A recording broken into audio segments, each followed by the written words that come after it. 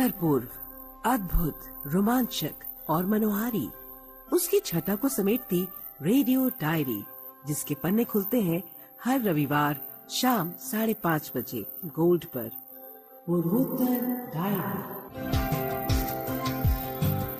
नमस्कार श्रोताओं, भारत के उत्तर पूर्व क्षेत्र की एक सुरमई और मनमोहक यात्रा में फिर से आपका स्वागत है। पूर्वोत्तर डायरी वो सफर है जहां पर हम पूर्वोत्तर राज्यों की सैर करते हैं, पूर्वोत्तर राज्यों की कला, संस्कृति और परंपरा से रूबरू होते हैं और क्या कुछ इन राज्यों में चल रहा है, इन गतिविधियों से भी हम आपको परिचित करवाते हैं। तो हर रविवार शाम 5:30 बजे से 6 बजे तक इस आधे घंटे हम आपके लिए ये पूर्वोत्तर राज्यों का लेखा जोखा और पूर्वोत्तर राज्यों की ये डायरी लेकर आते हैं। आज फिर आपके साथ मैं हूँ कमल कुमार प्रजापति। पूर्वोत्तर डायरी। श्रोताओं, हाल ही में दिल्ली में स्वच्छ सर्वेक्षण 2025 पुरस्कार से देश के विभिन्न शहरों को सम्मानित किया गया। ये शहर देश भर में स्वच्छता के विभिन्न मानकों के आधार पर शहरों को दिए जाते हैं और इसी कड़ी में मिजोरम का एक छोटा सा शहर लुंगलेई शहर भी शामिल था। लुंगलेई शहर को लगातार विभिन्न श्रेणियों में स्वच्छता पुरस्कार से सम्मानित किया जाता रहा है और मिजोरम की एक परंपरा भी है कि यहाँ स्वच्छता को संस्कृति में बहुत महत्व दिया जाता है और इसी तरह से लुंगलेई शहर भी लगातार स्वच्छता के मानकों में खुद को सिद्ध करता रहा है। इस बार लुंगलेई शहर को स्वच्छता की जिस श्रेणी में पुरस्कृत किया गया है वो है प्रॉमिसिंग शहर ऑफ स्वच्छता इन मिजोरम। तो आइए अपने संवाददाता की इस खास रिपोर्ट में हम जानते हैं कि किस तरह से मिजोरम का ये छोटा सा शहर स्वच्छता का एक उदाहरण बन गया है। घर साफ है और बाहर भी है, स्वच्छता के रास्ते पे आगे ही बढ़े, आगे ही बढ़े। गाँव गली मोहल्ले शहर सभी में स्वच्छता का त्योहार करे। स्वच्छ में बजाते, स्वच्छ में बजाते, स्वच्छ में बजाते, स्वच्छ में बजाते, स्वच्छ में बजाते, स्वच्छ में बजाते, स्वच्छ में बजाते, स्वच्छ में बजाते। मिजोरम के लिए स्वच्छता केवल एक अभियान नहीं बल्कि समाज की संस्कृति और जीवन शैली का हिस्सा रही है। वर्षों पहले से ही मिजो समुदाय में साफ सफाई को लेकर विशेष चेतना रही है। पुराने समय में मिजो युवा हर सप्ताह और हर महीने सामूहिक रूप से अपने गाँव और आसपास के क्षेत्रों की सफाई करते थे। इस परंपरा को हनात लांगपुई कहा जाता था। ये एक सामूहिक श्रम और सामाजिक जिम्मेदारी का प्रतीक था। आज भी वही परंपरा जीवित है। राज्य सरकार के सहयोग और स्थानीय लोगों की भागीदारी से मिजोरम में स्वच्छता अभियानों ने एक नई दिशा पकड़ ली है। इस कड़ी में मिजोरम का लुंगलेई शहर, जो राज्य के दक्षिणी भाग में स्थित है, स्वच्छ सर्वेक्षण पुरस्कार 2025 में चमक उठा है।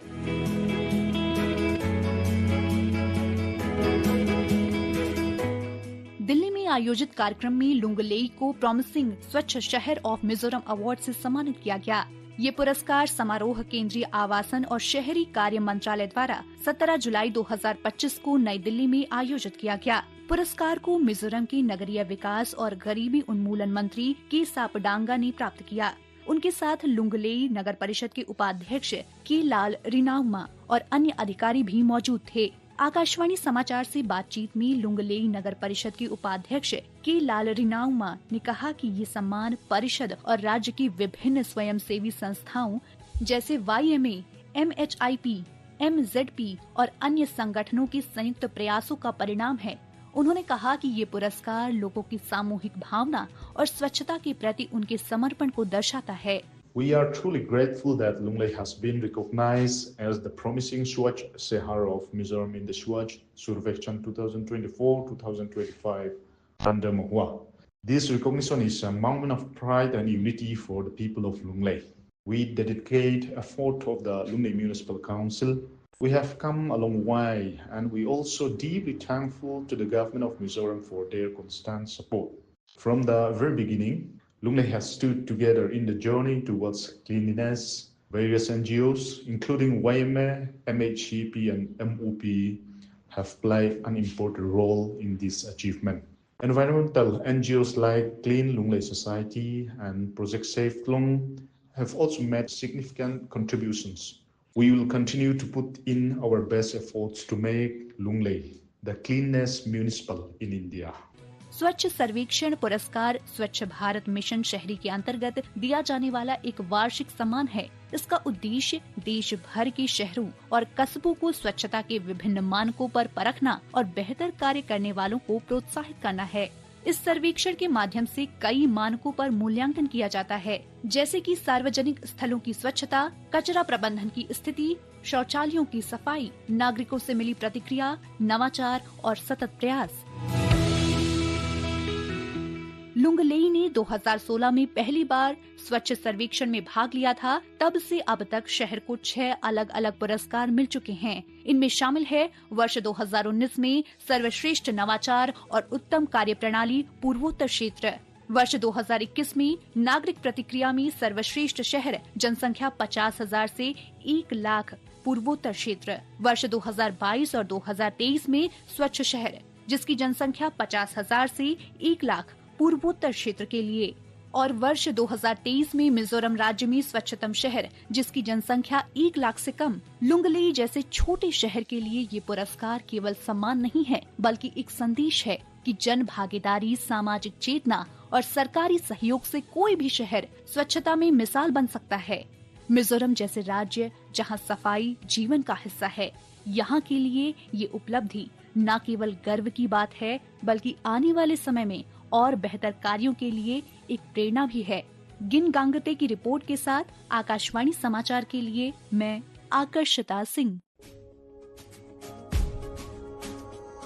घर साफ है और बाहर भी है, स्वच्छता के रास्ते पे आगे ही बढ़े, आगे ही बढ़े। गाँव गली मोहल्ले शहर सभी में स्वच्छता का त्योहार करे। स्वच्छमेव जयते, स्वच्छमेव जयते, स्वच्छमेव जयते, स्वच्छमेव जयते, स्वच्छमेव जयते, स्वच्छमेव जयते, स्वच्छमेव जयते, स्वच्छमेव जयते।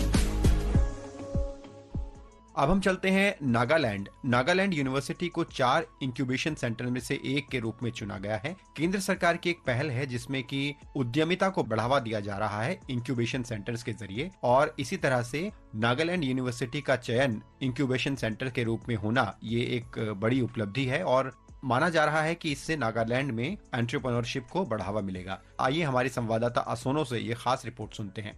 पहले बैच में नागालैंड विश्वविद्यालय का कोहिमा परिसर 44 लैबोरेटरियों को प्रशिक्षित करेंगे, जिनमें अरुणाचल प्रदेश से 16, असम से 6, मणिपुर से 4 और शेष 18 नागालैंड से होंगे। इंक्यूबेटर्स के ऑनबोर्डिंग इसी महीने शुरू होंगे। पूरे क्षेत्र में इस पहल के तहत कुल 145 लैबोरेटरियों का चयन किया गया है, जिनमें से 50 शेयर प्रदर्शनकर्ताओं को 5 लाख रुपए तक की स्टार्टअप सीड फंडिंग मिलेंगे। इस पहल के अंतर्गत गतिविधियों में उद्योग जगत के नेताओं और स्थापित उद्यमियों द्वारा मार्गदर्शन तथा कार्यशाला, बूट कैंप्स और हैकाथॉन जैसे कार्यक्रम शामिल होंगे। पूर्वोत्तर डायरी के लिए असोनो, आकाशवाणी समाचार, कोहिमा।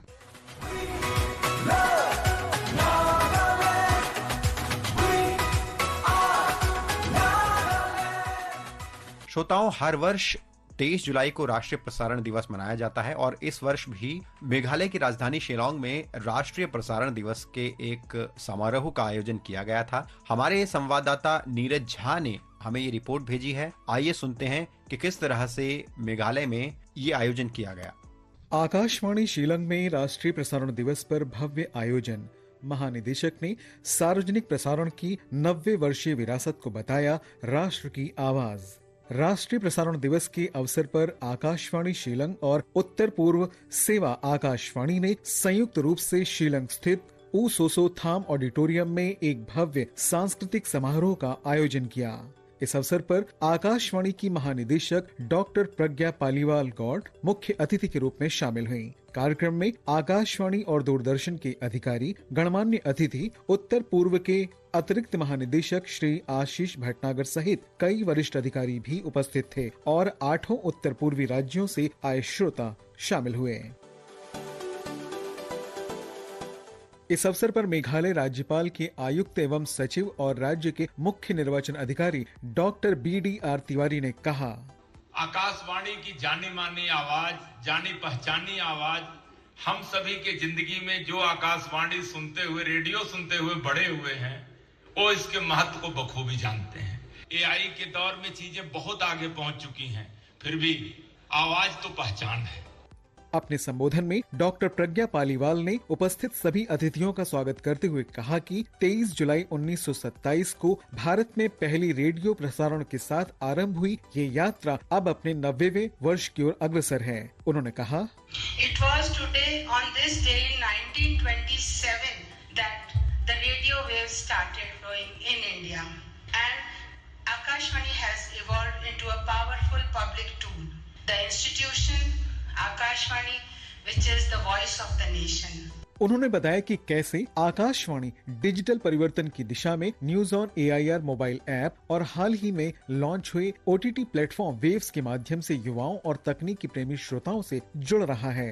डॉक्टर गौड़ ने कहा कि सोशल मीडिया और तेजी से बदलते न्यूज साइकिल के इस दौर में भी आकाशवाणी आज भी भरोसेमंद, संतुलित और जिम्मेदार राष्ट्रीय आवाज है। For the new generation, we have evolved. We have taken several steps to bring Akashvani closer to the younger generation and to the new generation, the Gen Z that is called. Instant information and fleeting headlines take space. Akashvani remains a beacon of credibility and composure. कार्यक्रम का मुख्य आकर्षण रहा उत्तर पूर्व के 8 राज्यों से आए संगीत बैंड्स का रंगारंग संगीतमय कार्यक्रम। प्रस्तुतियों में शामिल थे Jayant Jamatia Tripura Akashvani Agartala, Lungleng Trio Mizoram Akashvani Aizawl, Joyce Apartment Sikkim Akashvani Gangtok, Rupam and Friends Assam Akashvani Guwahati, Innocent Eyes Manipur Akashvani Imphal, AR Folk Arunachal Pradesh Akashvani Itanagar, Fifth Note Nagaland Akashvani Kohima, Summer Salt Meghalaya Akashvani Shillong. इन बैंड्स ने क्षेत्र की सांगीतिक विविधता को प्रस्तुत किया और विविधता में एकता का संदेश रेखांकित किया।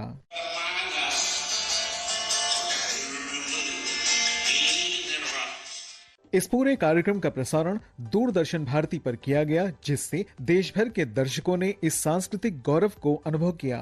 कार्यक्रम का समापन करते हुए डॉक्टर गौड़ ने सभी को राष्ट्रीय प्रसारण दिवस की शुभकामनाएं दी और कहा, May the relationship between All India Radio, Akashvani and our beloved listeners across the Northeast continue to blossom and bloom, making it more fruitful for all and especially the younger generation. ये आयोजन आकाशवाणी की परंपरा, नवाचार और क्षेत्रीय गौरव का एक समन्वित स्वरूप रहा, एक सच्ची श्रद्धांजलि राष्ट्र की आवाज को।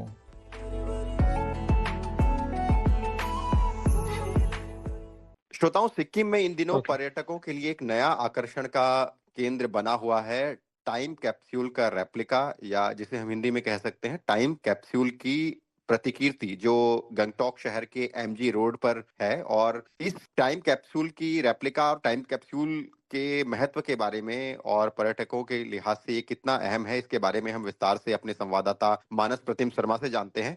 मानस, हमारे सुनने वालों को बताएं कि इस टाइम कैप्सूल के रेप्लिका का क्या इम्पोर्टेंस है पर्यटकों के लिहाज से। मैं पहले ये बताना चाहूंगा कि पर्यटकों के हिसाब से एक बड़ी ही आकर्षण का केंद्र बिंदु बना है। इससे पहले हम लोग ये जानते हैं कि ये टाइम कैप्सूल है क्या। हमको सबको याद है कि हाल ही में सिक्किम जो है अपना 50वां वर्षगांठ मना रहे हैं भारत से जोड़ने के लिए, और इसी कड़ी में ये टाइम कैप्सूल का एक जो प्रोसेस है उसको बनाया गया। ये यहाँ के जो सूचना एवं प्रसार विभाग है, इनके द्वारा ये कदम लिया गया है कि टाइम कैप्सूल, ये टाइम कैप्सूल ऐसा है कि टाइम कैप्सूल में पूरे सिक्किम की इतिहास होगी, भूगोल होगी, खान पान, पहनावा और यहाँ के जितने कला संस्कृति है सबके बारे में यहाँ पे जानकारी ली गई है। और ये जो टाइम कैप्सूल है इसको खोला जाएगा आज से 50 साल बाद, यानी कि 2075 में। यानी जो नई पीढ़ी होंगे आने वाले लोग, वो लोग जान पाएंगे कि इस समय में या इससे आगे सिक्किम में क्या था, हालात कैसे थे, यहाँ के खान पान कैसे थे, वगैरह वगैरह। तो इसी कड़ी में ये टाइम कैप्सूल, ये नया अनोखा पहल है, ये लिया गया है। और ये जो है इसका जो वजन है वो 32 किलोग्राम है और ये बड़ी साइंटिफिक तरीके से बनाया गया है, उसको कोई खराबी ना आए, मौसम का परिस्थिति है इसका झेल पाए और 50 साल तक ये ऐसे ही मजबूत रहे। तो ये बड़ी अनोखी पहल है।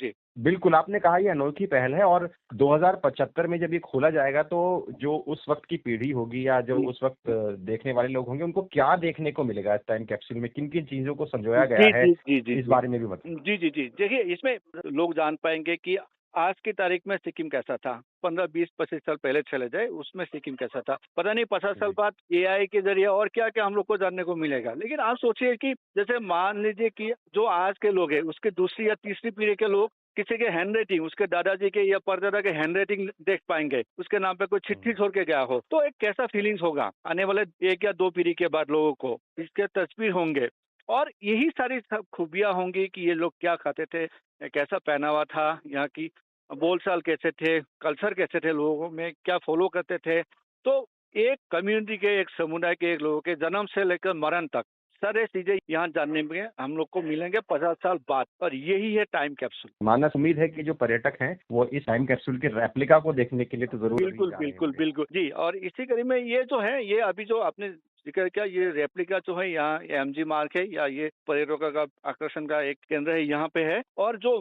मेन टाइम कैप्सूल है ये गैंगटॉक के सेक्रेटेरिएट में रखा गया है और जो ये 50 साल बाद खोला जाएगा। जी कमल जी, धन्यवाद मानस।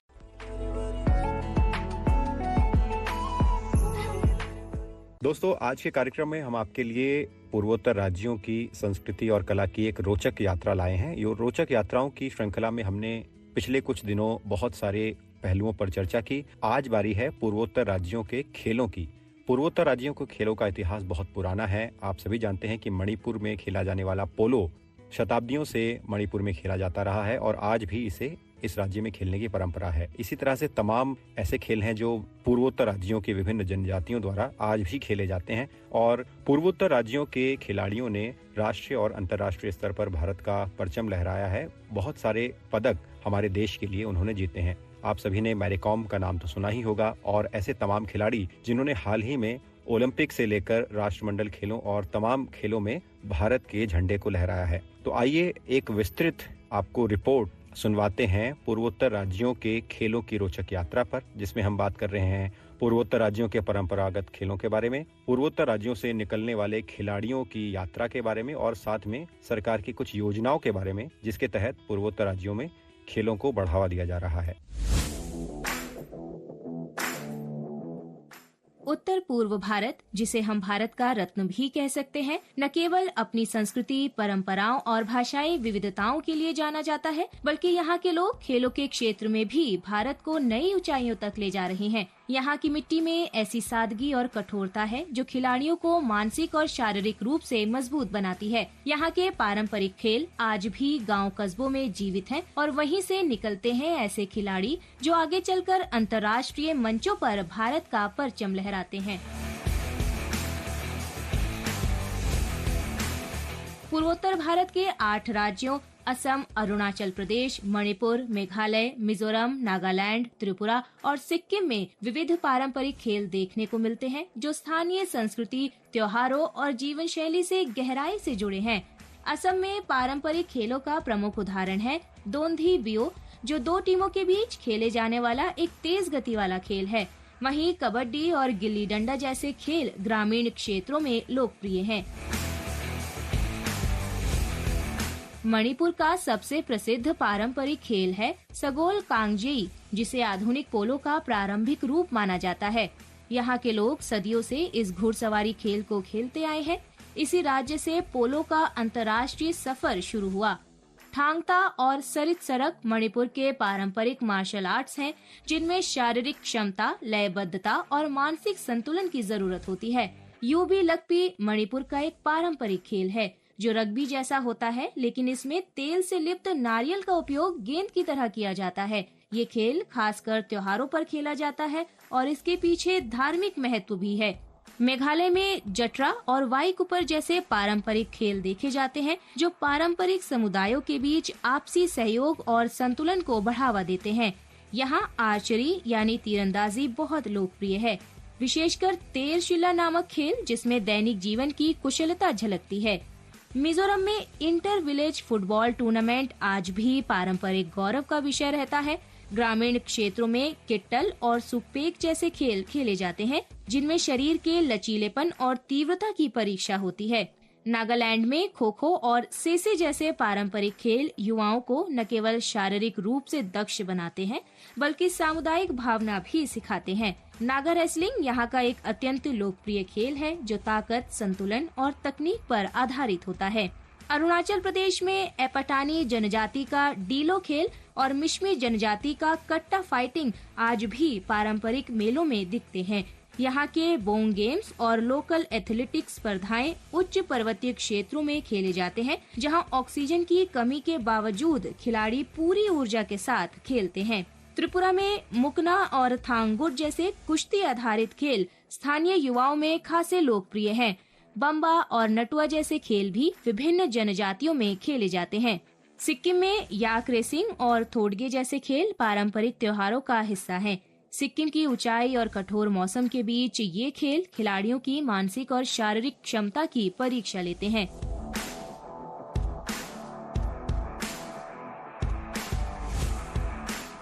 ये पारंपरिक खेल न केवल सांस्कृतिक पहचान के वाहक हैं, बल्कि खेल भावना, अनुशासन और परिश्रम के बीज भी बोते हैं। यही कारण है कि आज इन राज्यों से निकलकर कई युवा खिलाड़ी देश का प्रतिनिधित्व अंतर्राष्ट्रीय खेल मंचों पर कर रहे हैं। उत्तर पूर्व भारत के खिलाड़ी अब किसी भी खेल मंच पर केवल भाग लेने नहीं जाते, बल्कि पदक जीत कर लौटते हैं। इस क्षेत्र की मेहनती और अनुशासित जीवन शैली ने यहाँ के खिलाड़ियों में एक विशेष मानसिक दृढ़ता पैदा की है, जो खेलों में अत्यंत महत्वपूर्ण मानी जाती है। सबसे पहले बात करते हैं मणिपुर की मैरी कॉम की। उनका पूरा नाम मंगते चंगनेई जैंग मैरी कॉम है। वे मणिपुर के चुराचांदपुर जिले से आती हैं। उन्होंने 2002 में तुर्की के अंतालिया में आयोजित विश्व महिला मुक्केबाजी चैंपियनशिप में पहली बार स्वर्ण पदक जीतकर दुनिया का ध्यान खींचा। इसके बाद वे 2005, 2006, 2008, 2010 और 2018 में भी विश्व चैंपियन बनी। कुल मिलाकर उन्होंने 6 बार वर्ल्ड चैंपियन बनने का गौरव प्राप्त किया है। 2012 के लंदन ओलंपिक में उन्होंने फ्लाईवेट कैटेगरी में कांस्य पदक जीता। उन्हें पद्म भूषण, पद्मश्री और राजीव गांधी खेल रत्न जैसे पुरस्कार भी मिल चुके हैं।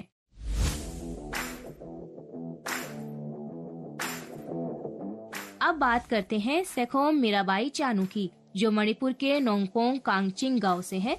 उन्होंने टोक्यो ओलंपिक 2020 में वेट लिफ्टिंग के 49 किलोग्राम वर्ग में रजत पदक जीतकर देश का सिर ऊंचा किया। इससे पहले 2017 में उन्होंने अमेरिका के अनाहिम शहर में आयोजित वर्ल्ड वेट लिफ्टिंग चैंपियनशिप में स्वर्ण पदक जीता था। 2022 के बर्मिंघम राष्ट्रमंडल खेलों में भी उन्होंने 201 किलोग्राम वजन उठाकर गोल्ड मेडल जीता। मीराबाई को भी पद्मश्री और खेल रत्न पुरस्कार से सम्मानित किया जा चुका है। लवलीना बोरगोहेन असम के गोलाघाट जिले से आती हैं।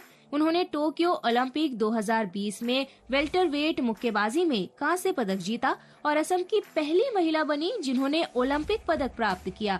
2023 में नई दिल्ली में आयोजित विश्व महिला मुक्केबाजी चैंपियनशिप में उन्होंने स्वर्ण पदक जीतकर एक बार फिर इतिहास रचा। उन्हें अर्जुन पुरस्कार और असम गौरव सम्मान से नवाजा गया। जेरेमी लालनुंगा मिजोरम के आइजोल से हैं। 2018 में अर्जेंटीना में आयोजित यूथ ओलंपिक में उन्होंने 62 किलोग्राम भार वर्ग में स्वर्ण पदक जीता था और वे ऐसा करने वाले पहले भारतीय वेट लिफ्टर बने। 2022 के बर्मिंघम राष्ट्रमंडल खेलों में उन्होंने 67 किलोग्राम वर्ग में कुल 300 किलोग्राम भार उठाकर स्वर्ण पदक जीता। बिंदिया रानी देवी मणिपुर से ही आती हैं। उन्होंने 2022 के कॉमनवेल्थ गेम्स में 55 किलोग्राम भार वर्ग में 202 किलोग्राम वजन उठाकर रजत पदक जीता। नयनमणि सैकिया असम के गोलाघाट से हैं और भारतीय लॉन बॉल्स टीम की सदस्य हैं। 2022 के राष्ट्रमंडल खेलों में उन्होंने लॉन बॉल्स में भारत को पहला स्वर्ण पदक दिलाया। डिम्पा देवी मणिपुर से हैं और उन्होंने भारतीय महिला फुटबॉल टीम का नेतृत्व किया। मणिपुर से ही बेमबेम देवी को भी भारतीय महिला फुटबॉल का अग्रणी चेहरा माना जाता है। वे 2015 में अंतर्राष्ट्रीय फुटबॉल से संन्यास लेने तक भारत के लिए 85 से अधिक मैच खेल चुकी थी। थोइबा सिंह मणिपुर से आने वाले हॉकी खिलाड़ी हैं। वे भारत के लिए 1996 के अटलांटा ओलंपिक में खेले थे। सरिता देवी भी मणिपुर से हैं। उन्होंने 2006 के दोहा एशियाई खेलों में कांस्य पदक और 2014 के इंचियोन एशियाई खेलों में रजत पदक जीता था। उत्तर पूर्वी भारत के युवाओं में खेल प्रतिभा को प्रोत्साहित करने के लिए केंद्र और राज्य सरकारों ने अनेक योजनाएं शुरू की हैं, जिनका प्रभाव अब स्पष्ट रूप से दिखने लगा है।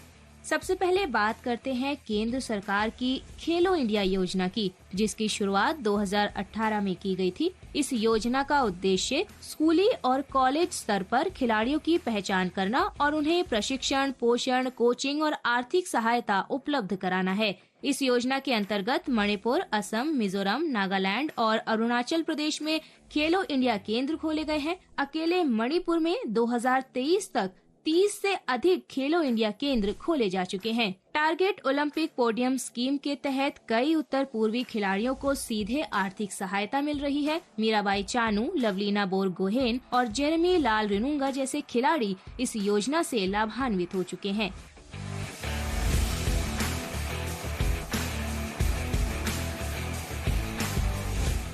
उत्तर पूर्वी क्षेत्रीय युवा संसाधन केंद्र के माध्यम से भी खेलों को बढ़ावा देने के लिए प्रशिक्षण शिविर और प्रतियोगिताएं आयोजित की जाती हैं। मणिपुर सरकार ने राज्य खेल नीति 2020 को लागू किया है, जिसके अंतर्गत खिलाड़ियों को नकद पुरस्कार, सरकारी नौकरी और छात्रवृत्ति दी जाती है। मिजोरम सरकार ने स्टेट स्पोर्ट्स पॉलिसी लागू की है, जिसके अंतर्गत प्रत्येक जिले में बहुउद्देशीय इंडोर स्टेडियम बनाए जा रहे हैं। मिजोरम में फुटबॉल के लिए मिजोरम प्रीमियर लीग शुरू की गई है। असम सरकार ने 2023 में मिशन टैलेंट हंट की शुरुआत की थी। गुवाहाटी में सरू सजाई स्पोर्ट्स कॉम्प्लेक्स एथलेटिक्स, तैराकी, शूटिंग और फुटबॉल के लिए आधुनिक सुविधाएं प्रदान करता है।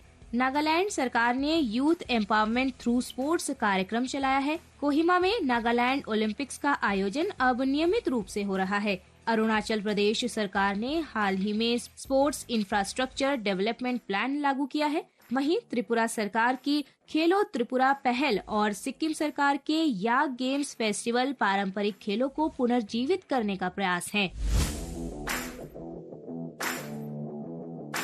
पूर्वोत्तर भारत में भारतीय खेल प्राधिकरण के कई क्षेत्रीय केंद्र भी कार्यरत है। इम्फाल और गुवाहाटी के केंद्र वेट लिफ्टिंग, मुक्केबाजी और फुटबॉल के लिए प्रमुख माने जाते हैं। जहां एक ओर संसाधन सीमित है, वहीं दूसरी ओर लगन असीमित है। यही कारण है कि भारत की खेल नीति में अब उत्तर पूर्व एक केंद्रीय स्थान ले चुका है। पूर्वोत्तर डायरी डेस्क के लिए सरफिरोजी।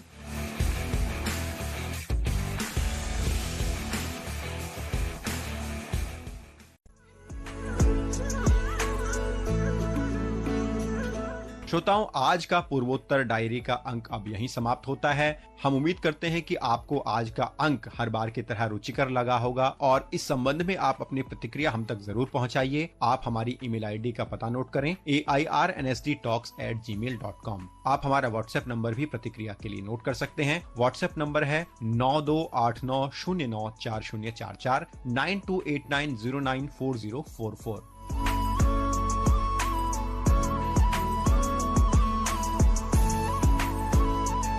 हम अगले रविवार शाम 5:30 बजे आपके साथ पूर्वोत्तर डायरी का एक नया अंक लेकर फिर उपस्थित होंगे। आज के कार्यक्रम को हम यहीं समाप्त करते हैं। नमस्कार।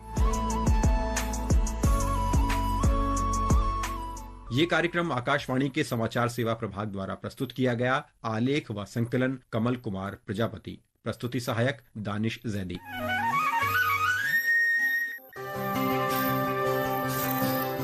उत्तर पूर्व अद्भुत, रोमांचक और मनोहारी, उसकी छटा को समेटती रेडियो डायरी, जिसके पन्ने खुलते हैं हर रविवार शाम 5:30 बजे गोल्ड पर। पूर्वोत्तर डायरी।